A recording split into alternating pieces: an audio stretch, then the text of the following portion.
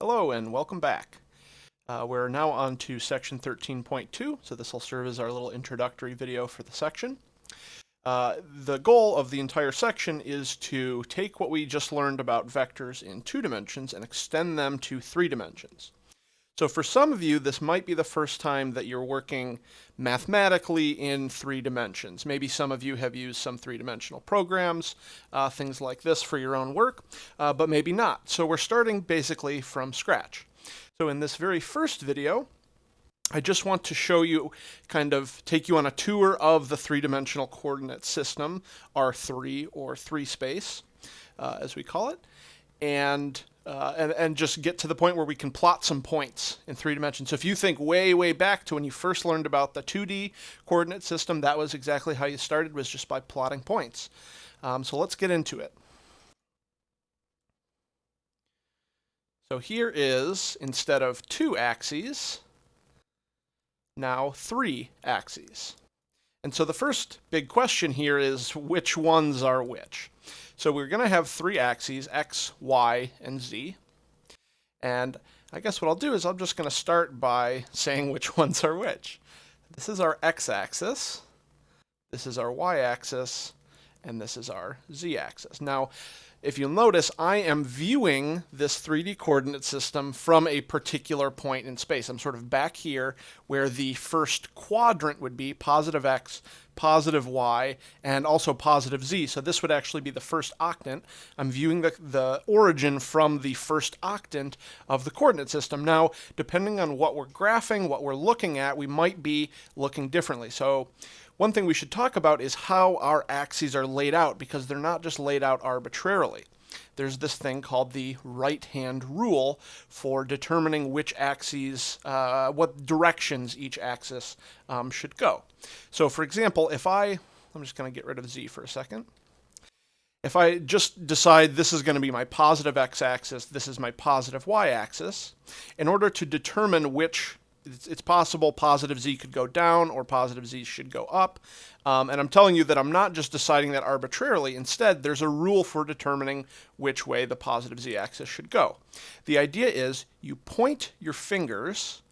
So take your right hand. This is called the right-hand rule. It doesn't matter if you're right-handed or left-handed. If you're left-handed, maybe it's a little bit more difficult for you, but you have to use your right hand. Point your fingers with your right hand.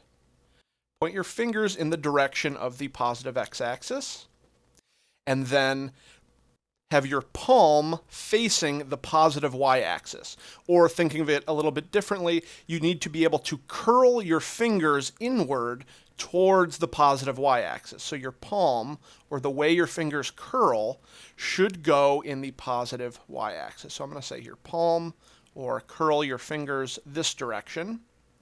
And if you're using your right hand, then your thumb should be sticking up. If you point your fingers this way, palm facing that way, curl your fingers, and now you're giving a thumbs up. I'm doing this here with my own hand. I can see it, but unfortunately you can't see it. Fingers palm, and then your thumb will be pointing up. That determines which direction that third axis is going to go. So x, positive y, positive z. So even if we're looking at this from a different direction, looking at the origin from, say, maybe a different octant, we can still determine which way the positive z-axis should go based on this right-hand rule. So I can't give you a good explanation as to why we should do this right now. That's going to come later. We're going to need some vector products to talk about. We'll get there for a reason why this rule exists. For right now, I just have to say that's how we do it. Okay, so yeah, I want to talk a little bit more about octants instead of having quadrants, right? So think of the normal xy plane. I have positive x here, positive y in this direction. We have, of course, the first, second, third, and fourth quadrants. Now in 3 space, in R3, right, so this is R2, or the plane. Here we're in space, or 3 space, or R3. We don't have quadrants, instead we have octants. So I'll have a little figure to help us figure out what the octants are. It's actually not super important to remember which octants are which in 3 space, but it should be helpful to know this. So let me first explain the right-hand rule a little bit more. So here's a little diagram from our book. And this is what, if that explanation was lost on you that I just tried to give, of how we determine the direction of the z-axis, this should make it a little bit more clear. So this person has pointed their fingers in the positive x-axis, curled them towards the positive y-axis, and now their thumb is pointing straight up. Notice they are using their right hand. So that's how that works. And then to give you a little bit sense of the octants, I am going to jump to this program right here. So this is from our e-text. If you haven't been using the e-text yet, I recommend that you start. It has some really nice interactive figures in it that will help you sort of play around with what we're talking about in class, what we're talking about in these videos, and just help you understand it a little bit more. So one thing this will be good for is, I guess first I'll talk through these planes. Here I have the XY plane is sort of grayed out. I don't have to look at that XY plane, I can turn it off. The XZ plane, so notice how that looks, XZ plane. So that's where all the Y values are 0 on that plane. That's the XZ plane. The YZ plane, show you that one, that's where all the X values are 0. So notice all the X values, any point in that plane is 0. So I'm going to go ahead and just turn on the XY plane again because it helps to visualize it a little bit better. So that's sort of like our floor if you think of Z as the height.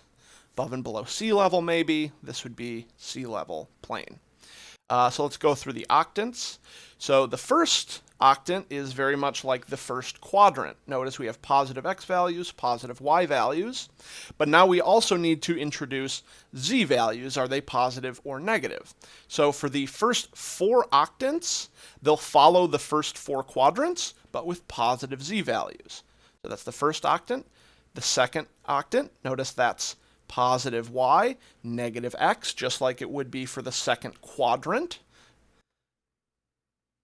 Third octant, fourth octant, and then we just repeat the process but with negative z values. So now the fifth octant is like the first quadrant but negative z values. And keep in mind, it's not just this cube that's appearing, it's an infinite volume, these octants, right? But the bounds on them are pictured here. But just keep in mind this goes down all the way to the negative infinity in z, positive infinity in x, positive infinity in y.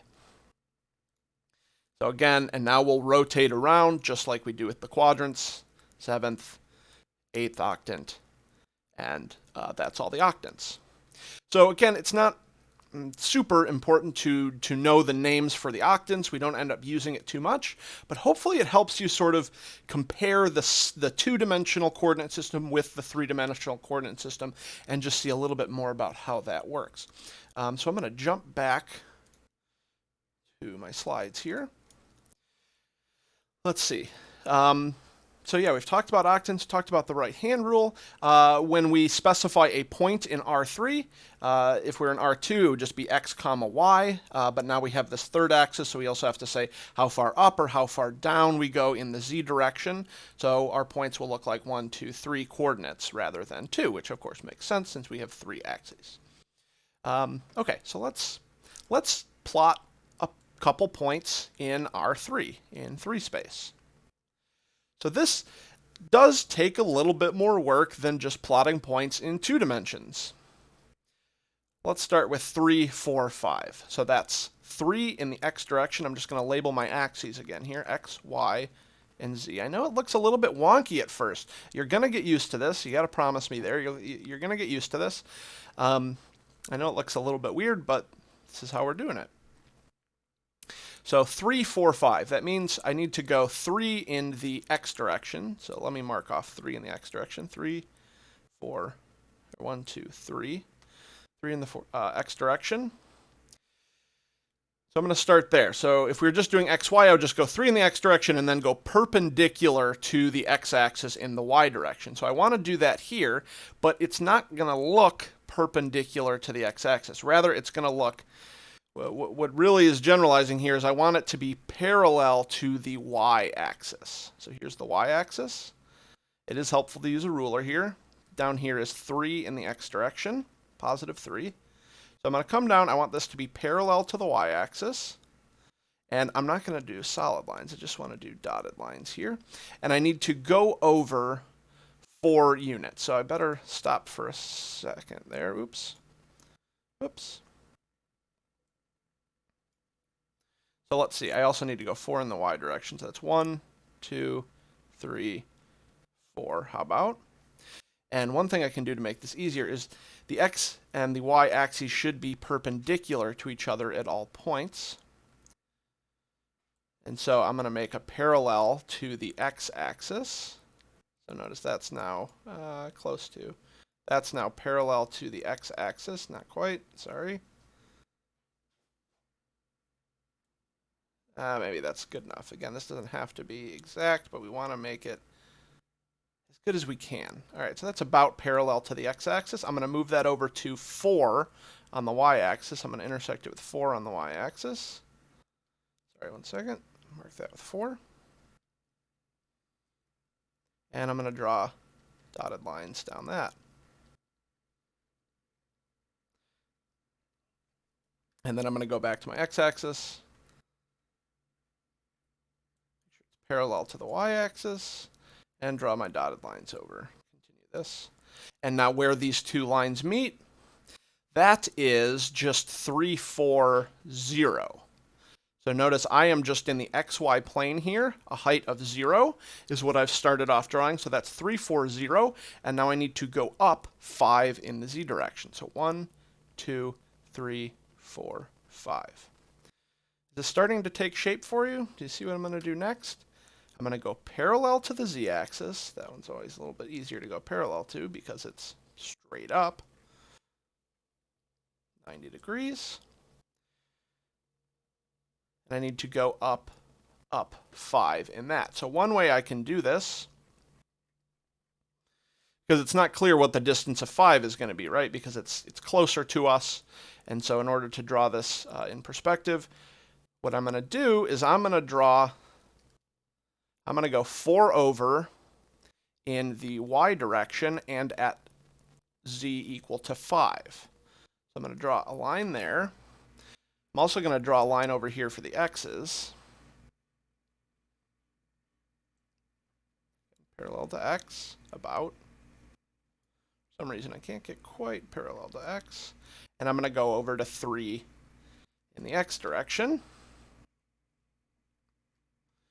Draw my lines up. So what I'm basically doing here is drawing a cube or a rectangular prism. We're going to plot all these points. By the way, once you get a little bit better, I'm taking my time here. Once you get a little bit better, it doesn't take this much time to plot a single point. You can eyeball it later on, but we should start knowing exactly how to do this. So now up here, what point would this be? We're over 3 in the x direction, we're up 5 in the z direction, and I've stayed just on the x-axis, so that's a y value of 0. So this point here is 3, 0, 5. What's this point over here that I've drawn? This is in the yz plane. So my x value is 0. My y value is 4 because I've gone 4 in the y, and I've gone up 5 in the z. Forgot to label this. This is 5. Okay. And now let's finish this off. I can either go from 305 or from 045. I'm going to go from 305, and I'm just going to draw a dotted line over from this. Doot, doot, doot, doot, doot. And yes, you should make the sounds when you do this. Go doot, doot, doot, doot, doot. Just kidding. You don't have to. And so now I know that I just need to extend my point 340 up until I hit that, and that'll be 5 units up with all this perspective business added in. Doot, doot, doot, doot, doot. Intersects there. And now here I am. It's at this sort of upper corner that's facing us, and I can even just kind of freestyle this one. Doot, doot, doot, And I have this sort of, I have a rectangular prism here, and here is my point 3, 4, 5. It helps to draw all these lines and keep this in perspective, because if I just drew this point without all these other things going on, it might look like I'm just on the negative x-axis. But when I have all these other lines in here, we can see, or we should see, this perspective, this coming at us, this rectangular prism here, with this being the topmost point. This is the point 3, 4, 5. Okay, so that's how we can do this. Let's do one more. I'm going to do -2, -3, 5. So let's see. You can pause if you want. I'm going to erase this. And let's do one more. If you feel like you got it already, that's excellent. If you feel like you got it, feel free to pause the video, try and sketch -2, -3, 5 yourself, and then compare it to what I get. Let's see, so x, we got to go -2 in the x, so let's go 1, 2, so that should be -2 in the x direction, -3 in the y, 1, 2, 3, -3 in the y, and then up 5 again, 1, 2, 3, 4, 5. Try and visualize it first before you draw anything. Up 5, over -2, and back -3. So somewhere over here in the 1, 2, 3, third octant. All right, well, I'm going to do this without the ruler just to show you that you can do this a little bit quicker. So let's see. -3 in the y direction, I am going to draw a parallel to the x-axis and going in the negative x direction because I know I need to plot -2. So already I didn't go quite parallel, so I'm going to erase that. So it's helpful to use the ruler, but I just want to show you it's possible without it. It just won't look quite as good. And then my marker just messed up. Let's try that again.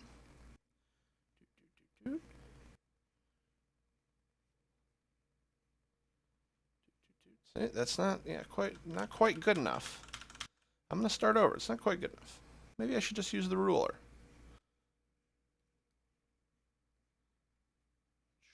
This.